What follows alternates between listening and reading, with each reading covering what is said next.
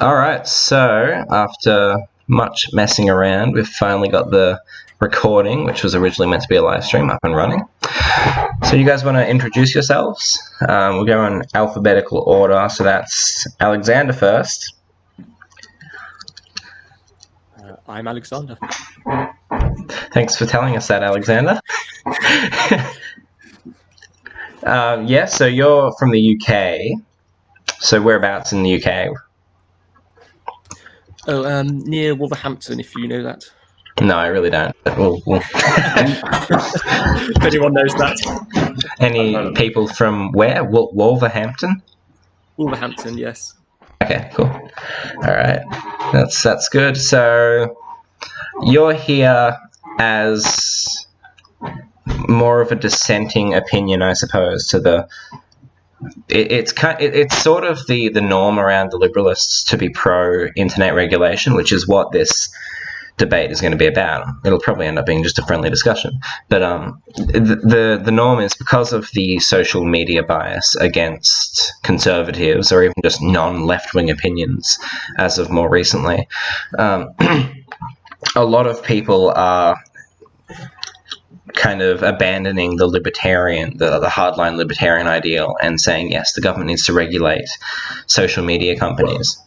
And so you actually, in the comments of the posts about this, you sort of came out with a bit of a different angle on it. So you were sort of pro-regulation, weren't you? Like I'm not going to speak for you, but am I right in saying you were pro-regulation, but you were incredibly suspicious or at least careful about what happens in terms of it because the government's not particularly very efficient? I wouldn't describe myself as being particularly pro-regulation. Okay, yeah. I'm mostly just dubious about it. I don't think it'll solve the problem that it's intended to solve, is my view. Yeah, and I can understand that point as well. As someone who's, I'm temperamentally, I'm going to let the bias show here, but I'm temperamentally quite libertarian. So yeah, I can definitely understand that take. But I'm also, on the other hand, I'm also in agreement with Angus, who has yet to introduce himself, about having regulation because it seems to be expedient. It seems to be necessary at the moment. But anyway, we'll before we get into that, we'll let Angus introduce himself as well.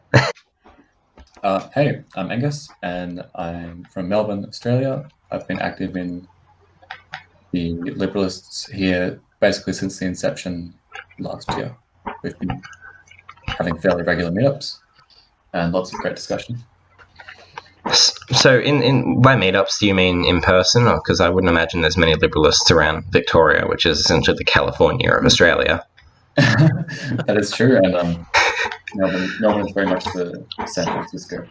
No, yeah. But yeah, there's a fair number of us. We do meet up in person. Oh, okay. That's and, yeah. It's actually pretty cool. And talk shit. Solid. Any hate speech when you guys meet up? There's lots of wrong think. Lots of wrong think. Oh no. So we won't refer to you as Angus anymore just for safety's sake. I'll just scrub that from the recording. From here on out, your Hangout's name Maple, and that way the police can't track you down and find you. No, actually, never mind. Never mind. They'll probably be able to track you down anyway, honestly.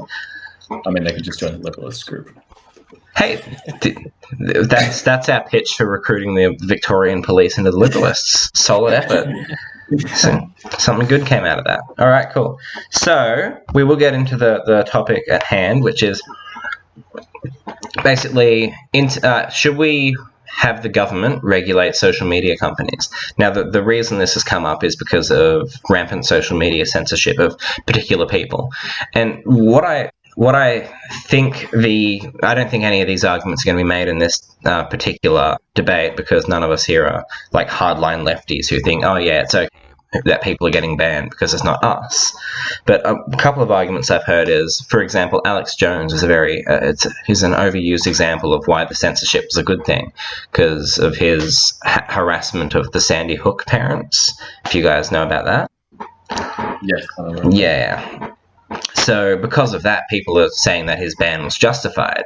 But I am personally of the opinion that it was kind of a testing of the waters, if you will. It was kind of, if we can get away with Alex Jones, we'll slowly creep towards the center from the far right wing of people who we ban.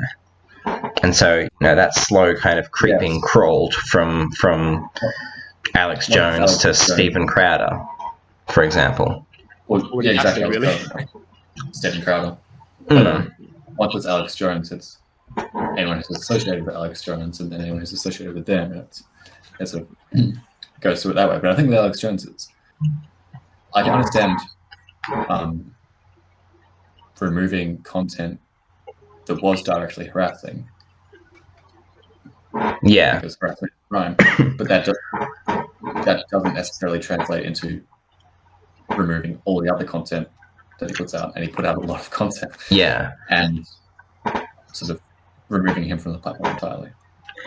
So would you say it kind of, it almost reveals a sort of callous disregard for actually properly enforcing their rules? Let's say YouTube, for example, where they find a little bit of hate speech in one or maybe 10, maybe even 50 InfoWars videos, and then they just nuke the whole lot. It seems like what they've done is they've seen a couple of things and they don't take the time out of their day to watch all of the videos. They just presume that all of them they also contain this sort of content. And so then they just wipe the whole lot and they unperson him. And so sorry, YouTube uses a strike-based system, so yes, 3 strikes are out. So if they can find 3 instances of, what could be construed as hate speech in 1,000 videos, then that's justification for taking it all down. Yeah. So you jump in, yeah. So I was just going to say, I imagine part of their thinking is kind of like, if we find enough hate, if we construe as hate amongst this person's content, it means that the person is hateful, and that's reason to remove them and anything they've produced. I'd suspect that would be part of. Yeah, it's almost kind of an iteration of, I don't know if, obviously we all kind of remember Sargon's little interactions with Patreon and how they banned him, and their metric was a thing that what was his name, Jack Conte, I think. They called it manifest observable behavior, if you guys remember that, where it was like their behavior was, I'm probably have this wrong, because then again he was very vague with it, but it was the behavior or something that he may do or say is hateful, and it manifests in his behavior and in his videos, and if we observe this enough, this manifest observable behavior, that is grounds to remove him from our platform in accordance with our guidelines. And so like implicit bias testing. Yes, actually, I've never put those two together. Extrapolation on, remove the context and extrapolate on a few details. Yeah. If I remember correctly, wasn't Sargon removed actually for not even for videos that were on Patreon, but ones that were entirely separate? Oh yeah, no, they removed him for YouTube videos. Yeah, it was really odd.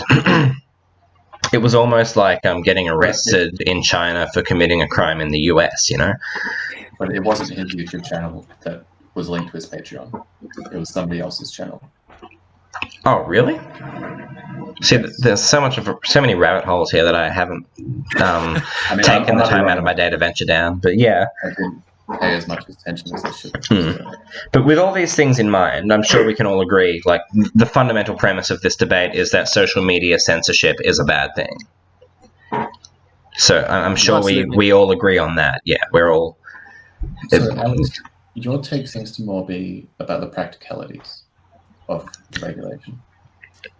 Partially the practicality, but also my concern is that a great amount of pressure to regulate seems to come from governments themselves. So I'm slightly dubious that governments would be effective in actually enforcing the regulation or enforcing free speech, if you see what I mean. Yeah. I mean, you had obviously extreme cases like China where social media is regulated, and behavior on social media will count towards your social credit and get you unpersoned. And So It you could is, but Yeah. Sorry, go on. Well, you could always say that government may fail to protect free speech, and in our country it does. We have cases of cartoonists, political columnists, getting dragged, either before court or just through the sort of kind of through the mud media, publicly. Yeah, the media smears. So yeah, all right. I'll just jump in here for a quick second, because what I'm using is Bandicam at the moment, which is the screen recording software, and it says like maximum amount of recording time is 10 minutes in total. So it cut out for like 5. It cut out for like 10 seconds there, and I just started the recording again. So don't worry. So that'll be little bits along here where it cuts in and out, but we can still. This is still more of a trial run. Yeah, exactly. It'll be fine. It'll be like Frankenstein's debate. We'll piece it together from constituent parts and sew them together haphazardly. It'll amount to something substantive. But no, the discussion's substantive. So yeah, all right. So are we going to have any form of opening statements? Or I think you guys kind of just made your statements there almost. Like, are there any points that either of you want to make before we continue into the meat of this discussion, if you will? I don't think there are any tangential things that I feel I need to talk about. Yeah, okay. Alex? I'm happy to just go. I think I've said the main points. Yeah, you've made your point. Oh, yeah, go on, sorry. Oh, there's a fair amount of... I presume there's a fair amount of shared ground in most of these issues. Oh yeah, I can kind of see that. I mean, if we're all... There's a lot of shared ground. Nowadays, you've got a lot in common with someone just because you choose to debate them, really. Which is kind of sad, because not many people, it's a bit of a shame that people aren't as open to debate as they should be, I suppose. But, yeah, it's... So, I'm just going to try and think of the premise of a question to kind of spur this on a little. So I'll suppose that the first one, this will kind of tilt in Alex's favour, where I'll ask, considering, and we can kind of refer to the Victorian government in this case, can't we? Victoria being a state of Australia to anyone who doesn't live in this non-existent country of ours.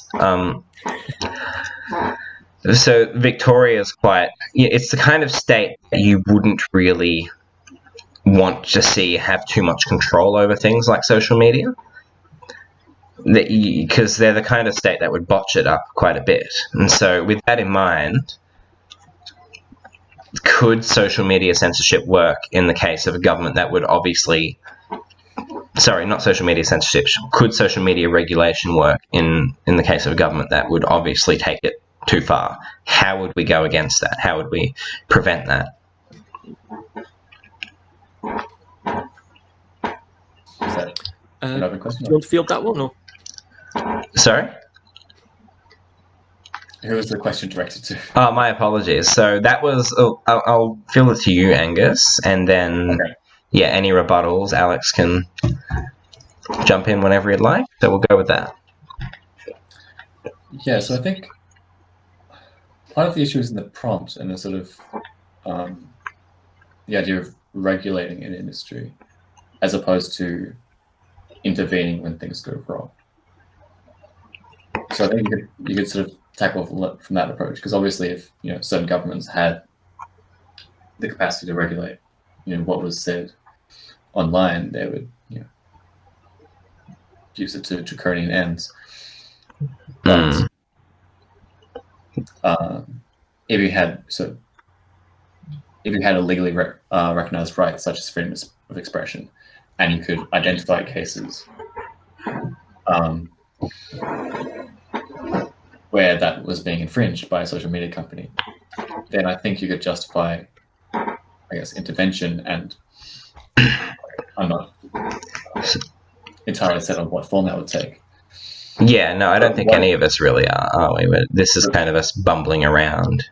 Well, one example would be, and I'm got to tell my notes, is that a lot of companies like Facebook and Google actually receive government subsidies in the US based off the presumption that they'll create jobs. And so the immediate first step, I think, would be to pull out government support of these businesses if they are failing to, if they want to get in bed with government but fail to fulfill the duty of government, which is to protect the rights of citizens, then I think pulling out government support would be the immediate first step. Similarly to like universities and other institutions. Okay. If they fail to uphold, The principles of freedom of speech, for example. the sort of the spirit of the law, then I think. Yeah, I suppose this is kind of almost it's quite similar, as you said, to the university situation where Trump threatened to pull funding from public universities for not upholding the principle of free speech on campus. So maybe that's a way. So what would you say to that, Alex? I think that pulling funding could be an effective measure of trying to persuade social media companies to enforce rights, to enforce free speech. My concern, though, is more that I don't see a lot of governments as being willing to do this at all. Angus brought up the idea of free speech being a core right, but I believe many governments don't actually, or that many governments acknowledge hate speech as being separate to free speech and not being protected. So I believe they could get around a great deal of, justify a great deal of bannings or removal of content by simply saying it's hate speech. It doesn't come under free speech. Therefore, the social media company it's not just justified in banning it. It must ban it. It should ban it. It's right to ban this content. Okay, so that's it. That's in the case of a state that recognizes hate speech as something separate from free speech. It's essentially they could further just allow them to continue doing what they're doing anyway. So the threat of withholding funds of some sort would kind of be pointless if they agreed with what the company was censoring. Is that sort of what you're saying? Basically, yes. Yeah. Okay. Sorry. Try and rephrase your point, Alex, to make sure I've understood it. Sure.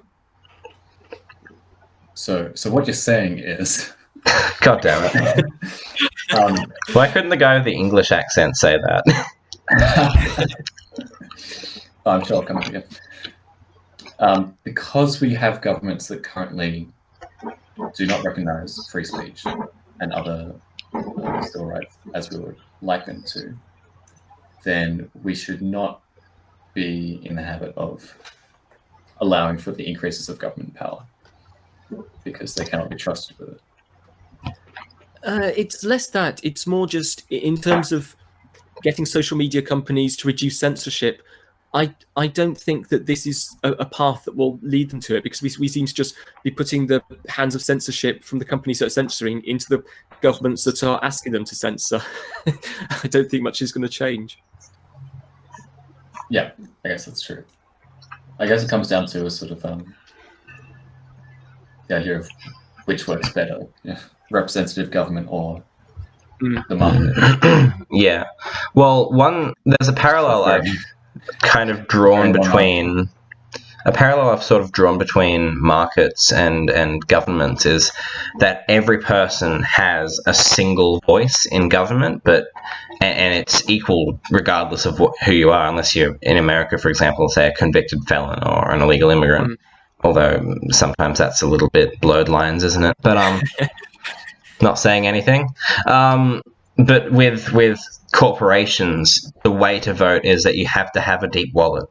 Otherwise, because then you can buy shares, and if you buy enough shares, if you're somehow a multi-billionaire or something, you can go to boardroom meetings and you can decide what happens with the company. So that, unless there's some sort of regulation, I feel like that might be one of the only feasible ways to exact direct influence on the company over a short period of time, unless there was a social change of some sort. So, but beyond that, what I was thinking was, let's say the government followed. Let's say the government like started. All right, so God, I hate this. So let's just say the government. Closed files, or are they just? They're separate files. It'll save us separate files. Yeah. So let's say the government decides that it's going to go through with that policy where they threaten to withhold the funding that they give to these companies if these companies don't uphold these laws. And let's say that one of the companies infringes on free speech after that threat's been leveled, and then the government takes away the funding. So let's look at Facebook. Facebook, it's free for us to use, but someone actually framed it as we're the product, because we're having advertising material shown to us, and that's how. And then Facebook gets money from its advertisers, which is how it pays. So imagine Facebook already infringing on our privacy quite grossly, I would say, now has even less money from, even less income. What do they do? What would they do after that? Would they ramp up the ad revenue, like the advertising? What would they do? Would they make some sort of game that's like a pay-to-win thing? It would, because it affects their income, they would they'd have to change some things. And there could be some chilling effects that come to fruition that we didn't expect. So, I don't know. What do we think of that, I suppose? To be honest, I'd sort of be surprised if Facebook decided to ramp up censorship and such. If there was a government that actually pushed for, I deeply think this will happen. But if there was a government that actually sort of pushed for free speech and very little regulation other than the most like terrorist content or something like that. Simply because you actually sort of doing this censorship is it's cost a great deal of money on Facebook's part in terms of developing the software necessary to try and track potentially harmful words or whatever.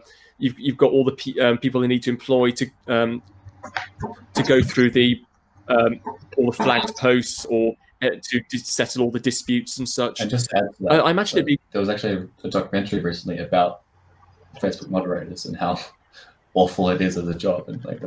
I saw that too. Terrible.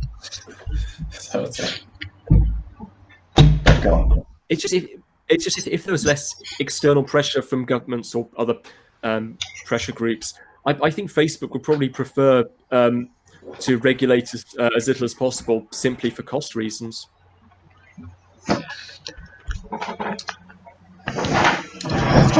you're saying the threat of being held accountable for their content is what makes them regulate. Well, they didn't have to be though. They kind of, I think, made the mistake almost of accepting responsibility as a PR thing, and now they're kind of stuck, having to regulate more and more because they decided to accept responsibility for content that really wasn't theirs. Yeah, but I think there is also the issue of many of the people who behind these companies, in Silicon Valley, having ideological persuasions that lead them to abuse their power. And so there was the Project Veritas leak recently about political bias in Google. Calling Jordan Peterson a Nazi. Yeah, exactly. I mean, what a hot take that was, right? Next up, wait, didn't they call Ben Shapiro a Nazi too? Yes, that's the hotter take. Yeah, that's the galaxy brain take right there. Look at that little Nazi in his Nazi yarmulke, going to Nazi church every weekend, and God, just a Nazi. So, just on that point, yeah, I don't disagree in any way that Facebook very much has a bias. I just don't think that even with that bias that it's that eager to regulate simply due to the costs and expenses and such of doing so. I think that most of the reason why it regulates is due more to external pressures from the government's interest groups than from internal pressures of the company's biases. Sorry, carry on.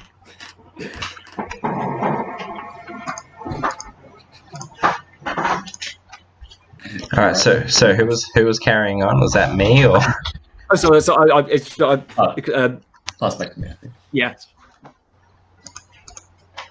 Yeah, well, I think if I could sort of take another angle at this, I think a big problem is the monopolization and the dependence a lot of people have on specific social media platforms. I mean, there's a lot of alternative sites these days, like and Minds, but none of them compare in size or practicality to Facebook, Twitter, and YouTube. So I think for that reason, I'd like to see if we could all come to the agreement of separating these companies from any sort of government relationship, so removing any subsidies and not engaging in that practice of having external influence on the companies. Is that? I can understand the I can understand the reasoning behind that. On which side do you mean? So I mean, in terms of not having government subsidies for them. So I think as a first step, preventing large corporations and governments from becoming bedfellows is a very reasonable goal. One that the modern left does not seem to focus on as much as you'd expect. Australia seems to have, like, just talking for us, I think Australia sort of descended to that level already, I would say. Even the party of ours that's meant to be conservative is, corporatist. So it's not a great, let's say, situation we find ourselves in. We don't really want that kind of marriage between corporations and government. So that's always a constant threat as well. And so, from what I understood of what you're saying, Alex, you think that's one of the big reasons for regulation? Is that influence? Not so much in funding. I think it's more to do with PR. Like when you have the Christchurch shooting and the all the bad publicity Facebook got for people uploading that video, or instance like if a teen kills themselves and Facebook is blamed for allowing groups based around self-harm with youngsters or anything like that. I think that it's often things like that encourage it to censor just for reasons of PR and to try and appease those sort of people. So the problem is the media, as always. Yeah, we've just boiled it down to that again. God damn it. That's the thing. So Facebook, other companies as well, but generally Facebook seems to be the worst contender here. So we'll say Facebook has to choose between whether it's a publisher or a platform. But then there's also the third take, which I heard about recently, which is we're actually the product, and Facebook is kind of it's actually the platform for advertisers almost. If that makes sense. I'm not sure if you guys can understand that. It's kind of like because we have advertising, we have material advertised to us, and the company, because it's a great big platform for people to put their ads on. Companies pay Facebook to do that. Well, it's not totally either way because people do get the service out of Facebook. Yeah, that's the thing. So Facebook is a service. Yeah. We are evidence of that. This. Yeah. For example. Yeah. Yeah, it does have great utility to it, but it's actually probably one of the most utilizable things on the internet at the moment because it can be used in so many ways. We use it as communication, and then other people use it as ways to get money to their company. Yeah, which is brings us back to why this conversation is so important, because people are so dependent on these social networks that in the modern day, you could make the argument that you're free to speak wherever you like. You can go onto a street corner and say whatever you want. But if you want to gain traction, if you want to actually have an opportunity to engage with other people, people are more likely to engage with you on that because street preachers are annoying. I mean, people just put their heads down and walk past. You're not wrong. Exactly. One other idea I had, now this is just me entertaining a stupid idea for the sake of it, is let's say the government decides, all right, that's enough. No one seems to be able to uphold the principles of free speech. We'll make our own platform, a state-sanctioned one that everyone can use. So let's entertain that for 2 minutes, shall we? Because 2 minutes is about as much time as we'll need to realise it's terrible. But what would be the pros and cons of something like that? How would that turn out? Probably badly. Well, I in mean, Victoria, you'd misgender someone and then be on a list somewhere. either a list or in a prison cell, one or the other. Yeah. So there's obviously the downside of the possibility of being monitored. So state-run social media is not the goal. No, it's not, but it's like one of a multitude of possible alternatives, I suppose. But I guess you have to work out where does state regulated and state controlled actually, or state run. What's actually the difference between those two? There's something I'd just like to bring up on similar lines to this, and also to the corporatism aspect, which was, let's say that Facebook is, or let's say we're fortunate, and if Facebook is regulated, it ends up being regulated by a government that's very pro free speech and very much willing to enforce free speech. But it also sets a precedent for governments regulating social media companies. It seems it could prove rather unfortunate to any other social media companies that are looking to start and perhaps compete with Facebook if they're not fortunate enough to be in countries where the government is very pro free speech, and instead end up in countries with governments that are very much pro sort of hate speech laws and taking down any content that's remotely right wing or disagrees with any of the values that they want to maintain. Any thoughts on that? I think I'm in full agreement with you that the government can be just as malicious as, or more malicious than any other. Yeah, it is the truth that, I mean, unless you talk to a communist, which I don't tend to do very often, everyone else who's not a communist will say that all the worst things in modern history were done by governments and not corporations. So, yeah, there is definitely a point there to be made, I suppose, that a government becoming overpowering and tyrannical is far worse than a corporation doing it, because a corporation can be stopped by the government. But, I mean, can a government really be stopped by a corporation?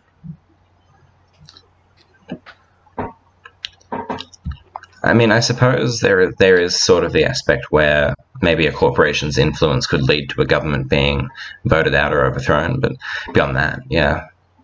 Well, I think that certainly does happen here in Australia. I mean, I think it's true that every Prime Minister that Rupert Murdoch has supported in the last however many elections has been the one to be elected. And then you have the case of media and journalism itself being a corporation. Yeah, exactly. Which seems to be the topic we keep coming back to. Yeah, it does. So media, it's all the media. But that's actually a good point. Now I'll elaborate. I'll expand on that a little bit. If you think about the media as, a publisher, for example, this is kind of the worst case scenario we find ourselves in, where the media is owned by a small few and it influences a large number of people. Now, I do think that is the future that social media could actually face. So there something would have to be done about that, I suppose, and that's what this debate's about. But if just think about it in that sense, I suppose that there's something you can compare it to, the way that the media is now is the way that social media could be in less than a decade, right?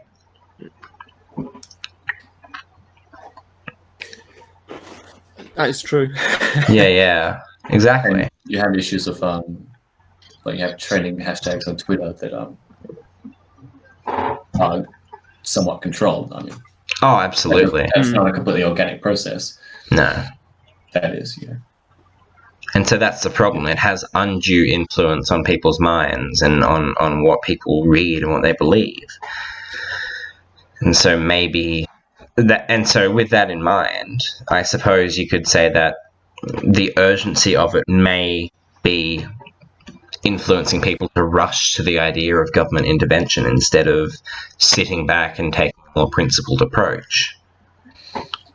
Well, I think the ideal path is always the hardest one, which is actually just to take on responsibility for, where you get your information and how skeptical you are.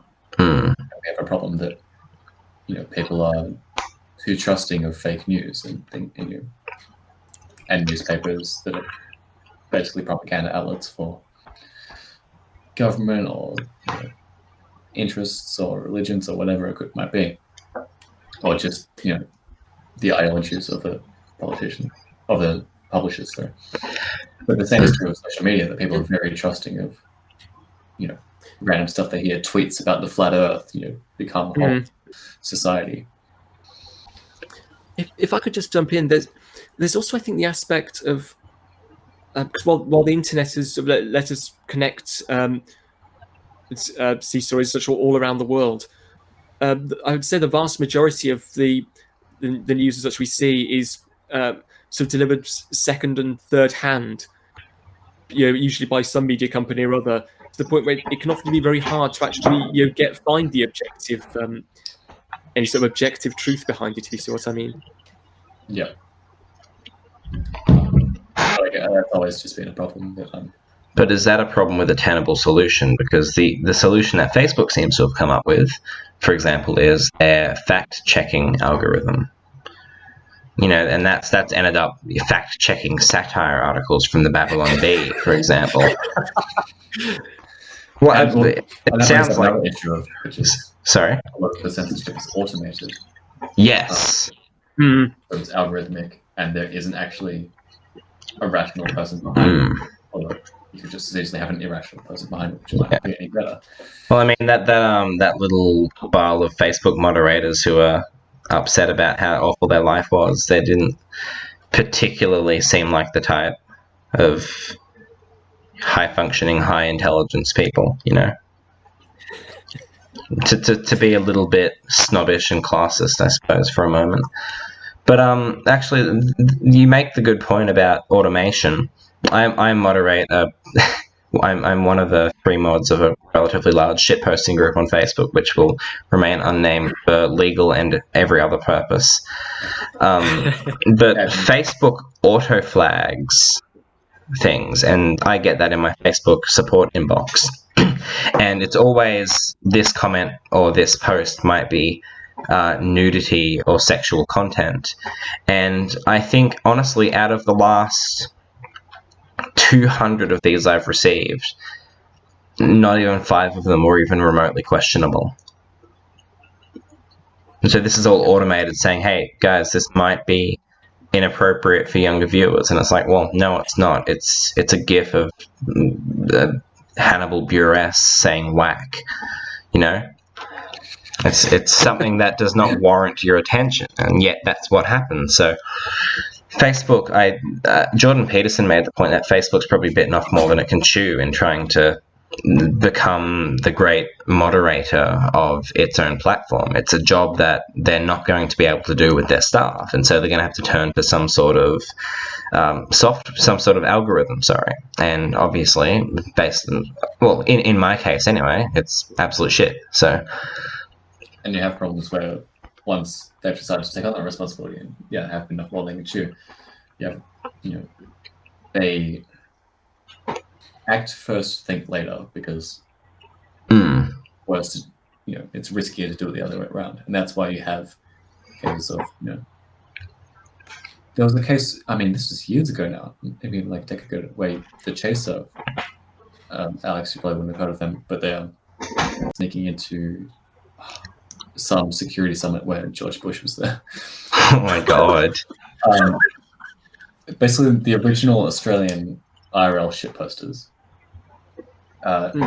they copyright flagged one of their own videos, which had been uploaded by the ABC. So it was official, and then they flagged it, and YouTube just went, bam, it's down.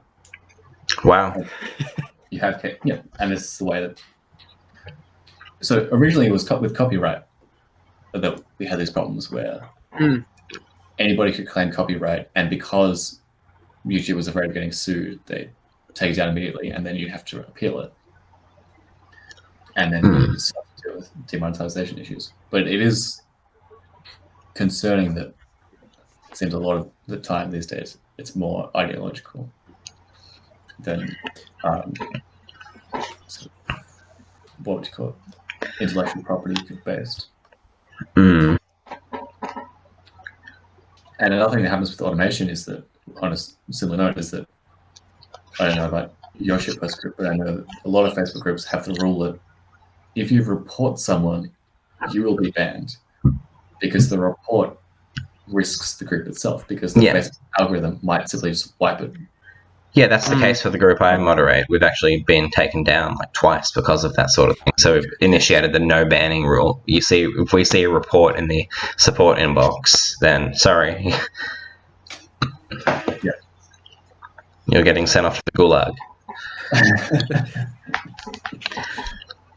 But so sometimes these companies actually seem to be sort of beholden to, let's look Stephen Crowder's case, for example, and this kind of speaks to more the anti-regulation argument more than pro-regulation, with Carlos Maza, who I will gladly call the Lispy Queer from Vox, just for the sake of getting this video struck when it finally gets uploaded.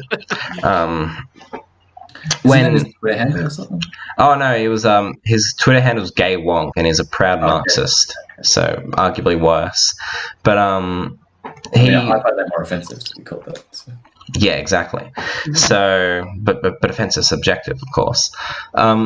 His little outrage campaign against Crowder actually ended pretty fruitlessly, as it turned out. YouTube actually said, "Hang on, he's really not done that much wrong." I think they found one video of Crowder's that was actually problematic in their view, and I'm pretty sure he took it down. And so could that be indicative of a bit of a shifting in the tide, or do you think it's a one-off?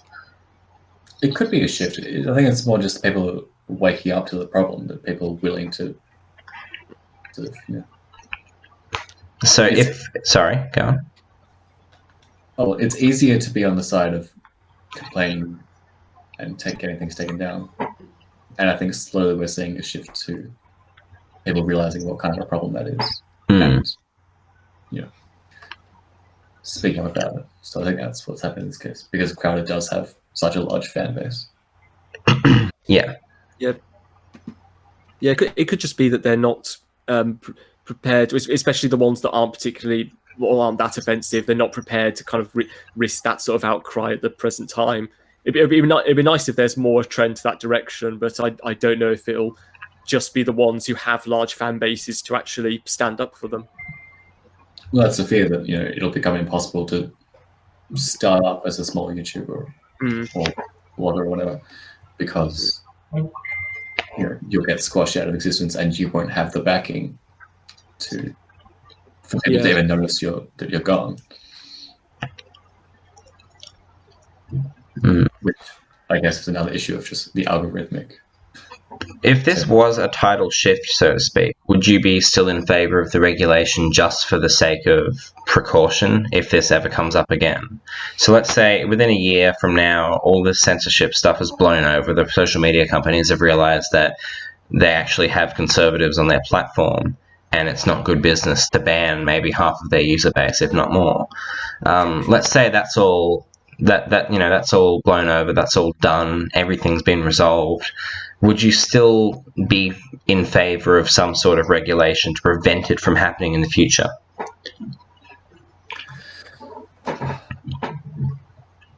I'm going to say no, and I think it comes down to what I said earlier on, where I don't know if I favor regulation or merely intervention once it's become an issue. And of course, you get debate for ages about what form that intervention will take. But I think limiting government is quite often the way to go. Yeah. If you're interested in freedom, which is what this is about. Yeah, but I suppose you could also say in response to that the role of the state is to protect its citizens' rights. And maybe, as of currently, the law hasn't evolved to the extent where it accounts for corporate censorship as an infringement on free speech. So perhaps the law might have to evolve, and there's only two ways that can really happen. That's through common law, or that's through legislation. And so in that sense, the government may actually have to regulate that just to make sure that corporate censorship is considered an infringement on free speech. There's interesting points with regard to this, which is with these companies like Facebook, which government will regulate them? Because you can say, for example, the American government, for example, but what about countries that have different opinions on what should not be censored? Because even if they're based in a particular country, they are they're very much global in their reach and in the people who use them. One country might say, for example, should British citizens on Facebook be subject to American opinions on internet regulation, or vice versa? Yeah, and it's a big issue of globalization that which nation's laws are companies beholden to, and if you say the law of the land in which they are based, then that's why you have this problem of tax evasion, where companies can base themselves in some Pacific islands, but there's a 0% tax rate, or a 2% tax, or whatever it is, and then operate in any country and make a profit. But I think if you took that same step of social media companies being beholden to the laws of the nation that they operate out of, then I think they would naturally move to those nations which had laws that were the least demanding of them in terms of responsibilities. So if there was, if Facebook had to regulate all of its material because it was operating out of China, but they had the option to be situated in America, where the government actually opposed them, the government recognized that expression on social media is just as important as any other kind of free expression or freedom of the press, then I think those companies would naturally move to those nations. But again, there's always going to be a problem of how efficiently can the market actually solve these problems, which... I'm not a libertarian, I'll just say that. What about global campaigns? Like, for instance, the Trump administration has announced its initiative to decriminalize homosexuality throughout the world. What if they did something like that, except in relation to social media censorship? They tell Facebook to stop adding gays to the Iranian government, for example. That might be a mischaracterization of what actually happens over there. I don't believe that actually happens there, but just an example, a hypothetical one. That probably happens. But so let's just, as an example, they could do something like that. The law in countries like America tends to be followed by other countries. We don't necessarily have one global law, but one country that's very influential might pass a law that seems to be very successful. Then other countries will use that and think, oh, okay, we'll do the same thing.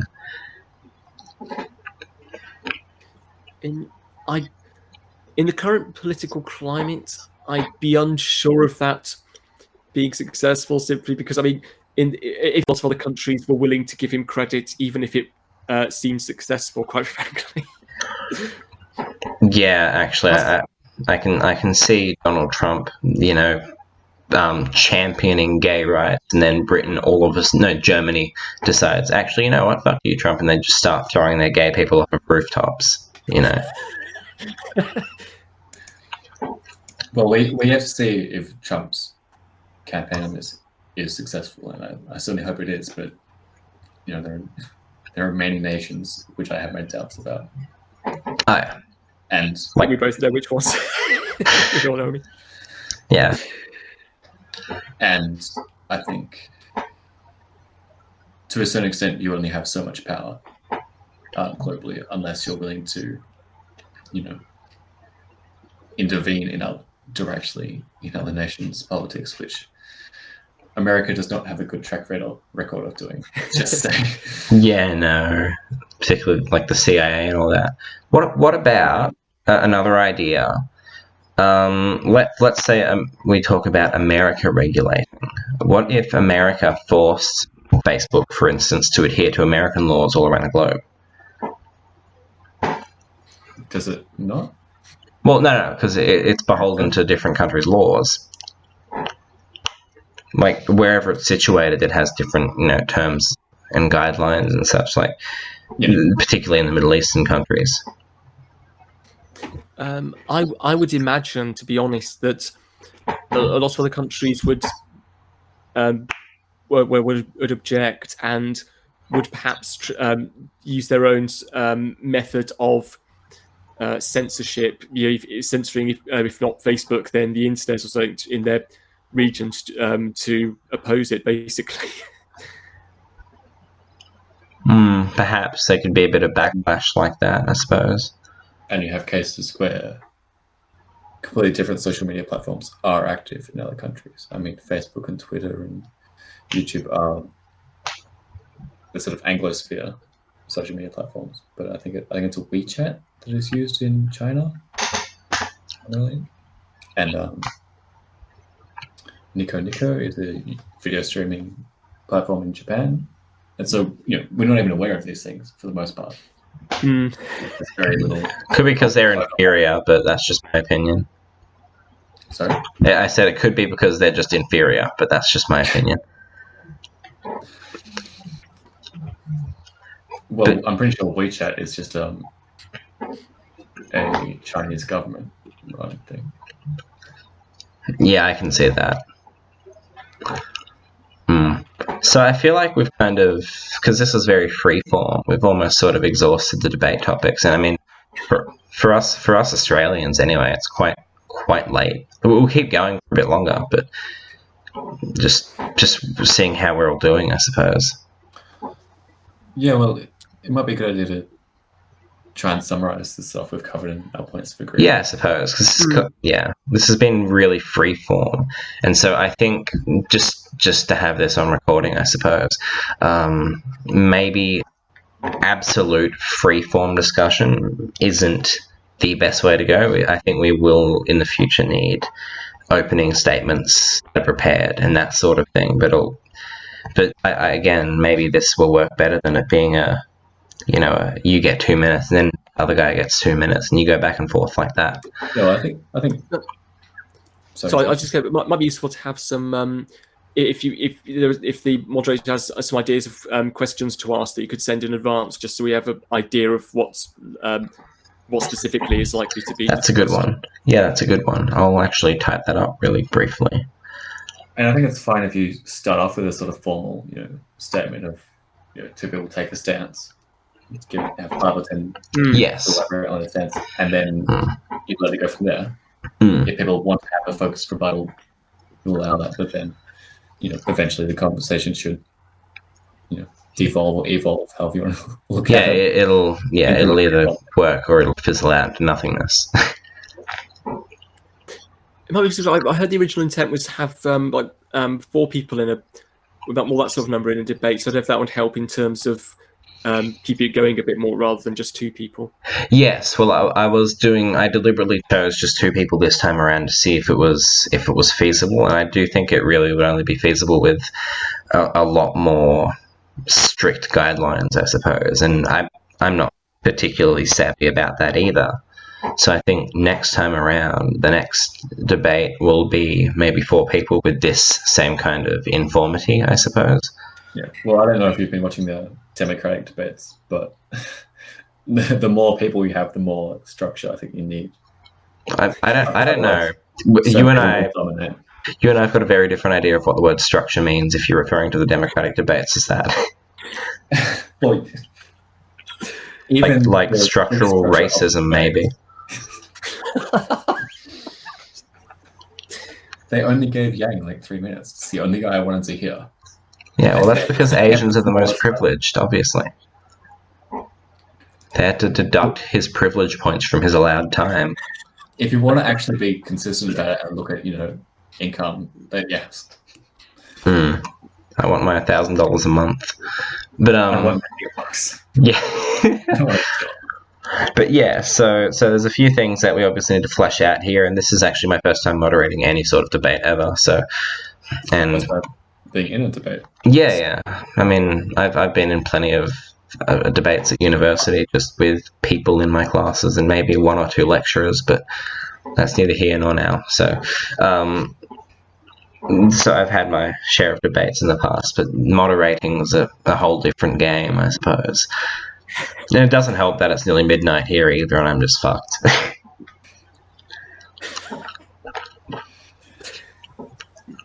Okay, so to recap, yeah. Let's go. Let me have a go at this. So part of what I had in my script was that I see a lot of the time the argument made that when people bring up freedom of speech as being, whether it's political correctness, whether it's the press, whether it's social media or any other kind of influence, when people cry, my freedom of speech is being infringed, the argument is often, oh, well, we don't actually have freedom of speech in Australia or the UK. Or the First Amendment only protects you from the government, not from, any other entity. So I think the first point I'd like to put forward and see if we can get to an agreement on is that the principle of freedom of speech holds regardless of who is threatening to restrict the speech. I would agree with that. So it could be religious authority, state authority, an educational institution, or any sort of aspect. I think freedom of speech should still be advocated in all public institutions and places. I think that's fair. Yep. Now, so the general gist of my argument was that because it's the duty of, ideally it's the duty of government to protect rights of its citizens, and social media companies aren't exactly private. I don't think that argument holds that they are private companies. There's a bunch of points on that. One is as we talked about in depth, they take public funding in some states. The other thing I had down is that they are publicly accessible. They're not invite only, as some online platforms are. Like there are torrent sites where it's invite only, and if you don't pull your weight, with seeding the torrents, then you just get kicked out. And so these operate very much as private clubs, whereas Facebook, YouTube, the list, I can walk into a public library and access the full range of features, and the only check on that is the terms of service. There's no entry requirements. There's no express permission given. And then there's also the issue of how useful they are. So would you agree, Alex, that social media cannot be considered. The argument that social media is private does not hold. I think I'm not a legal expert, but companies are not entirely private companies. Cool.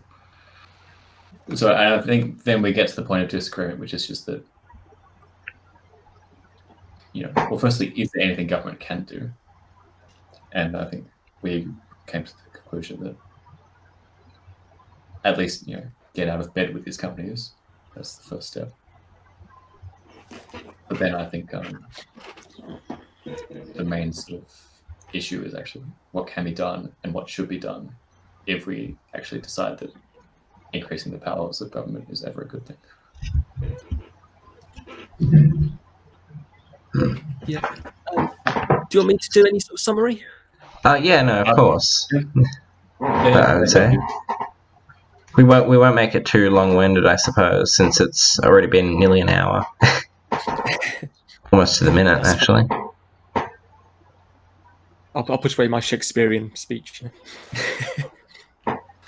Yeah, I agree that ideally the role of government is to protect the rights of citizens, especially in regards to freedom of speech. My concern there is mainly that a lot of governments, especially in more recent times, seem to have very much turned away from that. Okay. They, with concepts like hate speech being basically speech of one kind or another that doesn't fall under free speech and so could be freely punished. I suppose I look at cases like New Zealand. I believe the chap recently got 2 years just for sharing the live stream Christchurch attack. Yes, and that kind of legislation was completely sudden. It was not. I don't believe it was precedented. You've also got incidents like the arrest and eventual prosecution and fine of Count Dankula. I know this wasn't Facebook, but another social media company for his posting his his quote unquote racist dog video or Nazi pug video. You've got Sargon and various others being investigated by the police for supposedly harmful tweets and such. This is very much the action of the government, which is, if anything, far harsher than what social media does, which is just to remove the content. And so I'm cautious about effectively handing over full censorship powers of these companies to the government. As I think there's a good chance that either they won't do anything, or indeed they'll use the opportunity and actually inflict more censorship on, particularly on any sort of right wing or any sort of non-left wing groups. Yeah, I agree completely. It is. It does seem to me that this brings us to a very sort of puts us between a rock and a hard place, in the sense that obviously if we think something needs to be done about social media on a state level, then we obviously need to fix the state. Because, clearly 11:30. Liberal democracies are becoming increasingly less liberal and less democratic, in the case of the Brexit vote, for example. But the problem is that the ground on which we have to tread for changing our institutions and correct them is on social media. No, I would agree. I activism of point entirely. So social media is fucked, government is fucked. But which do you fix first? And can you?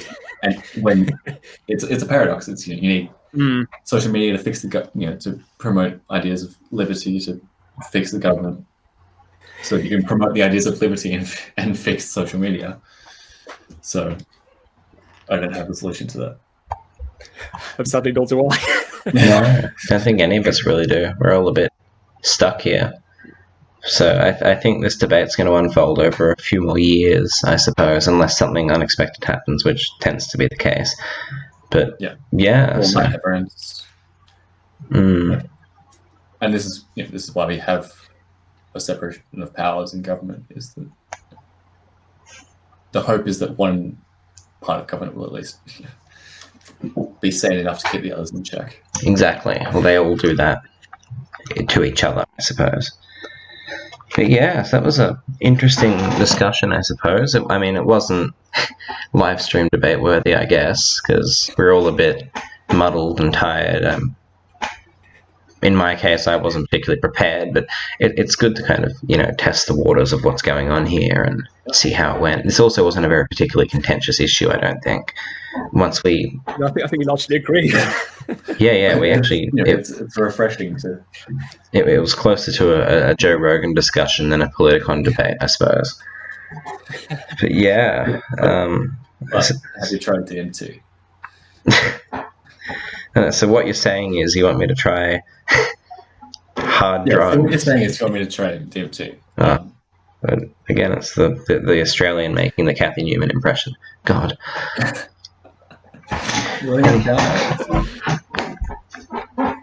Anywho, I think we'll just call that a wrap for this evening. Well, in your case, Alex, this afternoon, but in our Australian cases, this 11:34 p.m. at night.